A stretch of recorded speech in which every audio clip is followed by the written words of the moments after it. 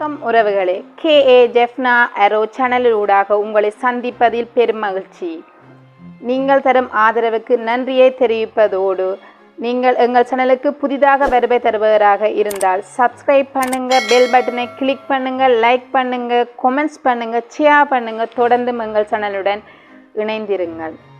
வணக்கம் உறவுகளே, உங்களை சந்திப்பதிலே பெரும் மகிழ்ச்சி அடைகின்றோம். உறவுகளே, இன்றைய எங்களுடைய பதிவிலே நீங்கள் பார்த்தா தெரியும், வாகனங்களின் டயர்கள் எல்லாம் கருப்பு நிறத்தில் இருக்கிறது. அந்த வாகனங்களின் டயர்கள் எல்லாமே ஏன் கருப்பு நிறத்தில் இருக்கிறது, வேறு வேறு கலர்களில் இல்லாமல் ஏன் தனியாக கருப்பு நிறத்தில் இருக்கிறது என்பதை பற்றித்தான் நாங்கள் இன்றைய பதிவிலே பார்க்க இருக்கின்றோம்.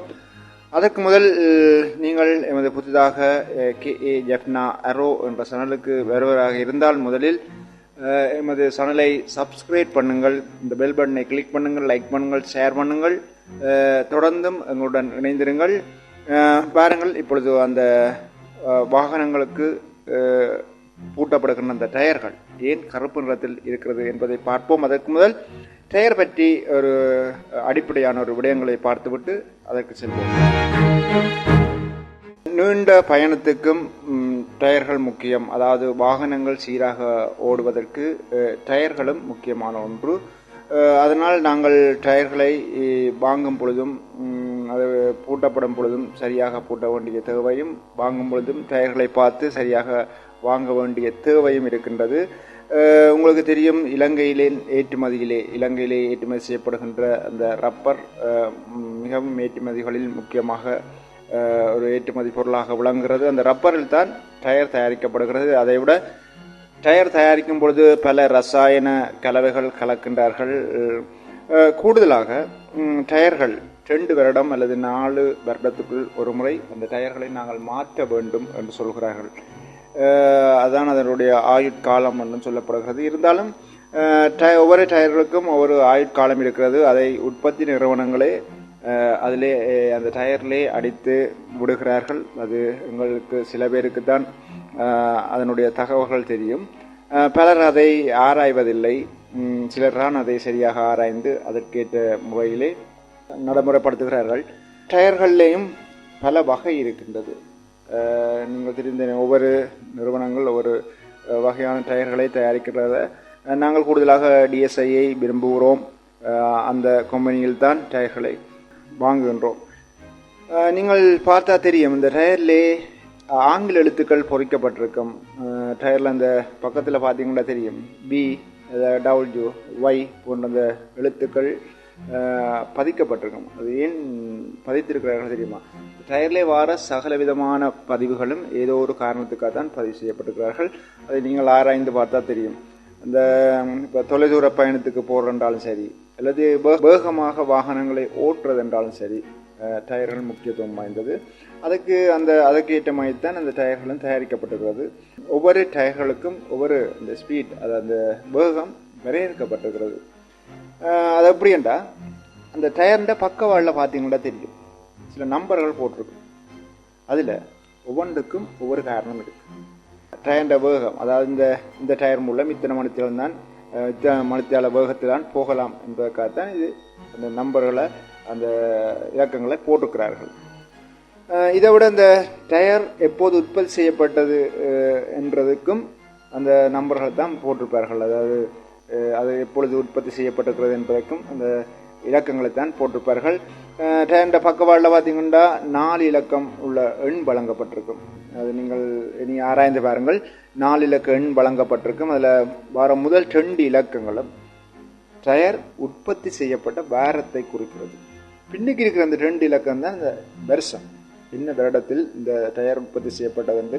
அதை ஏன் போடுறதுன்னா, இந்த வருஷத்தில் உற்பத்தி செய்யப்பட்ட டயர் நீங்கள் இத்தனை வருஷம் தொடர்ச்சியாக பாவிக்கலாம். கிட்டத்தட்ட 2 வருடம் அல்லது 4 வருடம் தான் கூடுதலாக டயர்களை பாவிப்பார்கள். சிலர் அது கடைசி காலம், அதனுடைய கடைசி காலம் முடியும் மட்டும், கடைசியில் கொண்டு நடு ரோட்டில் விடும் மட்டும் அதை பாவிப்பார்கள். நீங்கள் பார்த்தா தெரியும். ஆனால் சரியாக பாய்ப்பதானால் அந்த டயர்லே பக்கவாடிலே போட்டுக்கிற அந்த 4 இலக்கங்களை கவனித்தால் அது அந்த முன்னுக்கு வர 2ம் என்ன வாரத்தில் தயாரிக்கப்பட்டிருக்கிறதும், இந்த பின்னுக்கு வர 2 இலக்கமும் எந்த வருடத்தில் தயாரிக்கப்பட்டிருக்கிறது என்பது நீங்கள் பார்க்கலாம்.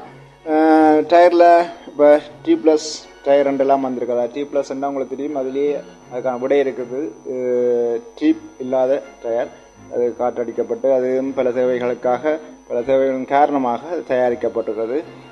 இப்போ லேட்டஸ்டாக வந்து அதை இறுதியாக வந்த தகவல் என்னென்னா, அந்த காற்றில்லாமலும் டயர் கண்டுபிடிக்கப்பட்டிருக்கிறது என்ற ஒரு லேட்டஸ்ட் நியூஸ் கிடைத்திருக்கிறது.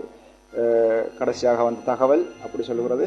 சரி, பாருங்கள், எங்களுடைய அந்த முக்கியமான பதிவான உங்களுக்கு நீங்கள் எதிர்பார்த்து கொண்டிருக்கிறது, டயர் ஏன் கருப்பாக இருக்கிறது? வேறு வேறு பச்சையோ சிவப்போ நீளமோ ஒன்று இல்லாமல் டயர்கள் எல்லாம் ஏன் கருப்பு நிறத்தில் இருக்கிறது? முக்கியமான பதிவு.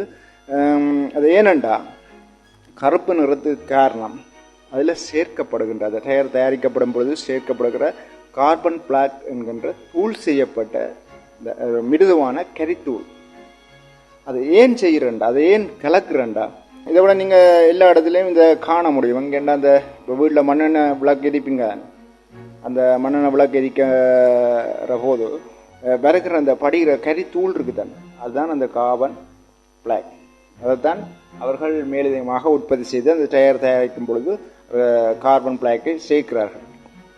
இதை விட இந்த சில வீடுகளில் பெண்கள், அதாவது பெண்கள் வீடுகளில் இந்த ஐப்ரோ இமைக்கு அடிக்கிறது கூட பயன்படுத்துறது இந்த கார்பன் பிளாக், இந்த தூள் தான். சரி, இதை ஏன் பயன்படுத்துகிறேன்னு கேட்குறீங்க நீங்கள். இதில் ஏன் டயர் தயாரிக்கும் பொழுது இதை ஏன் பயன்படுத்துகிறார்கள் என்றால் பல காரணங்களுக்கு. அதாவது டயர் உறுதியாக இருக்கிறதுக்கும் வலுவாக இருக்கிறதுக்கும் ரசாயனமாக இதை பயன்படுத்தப்படுகிறது.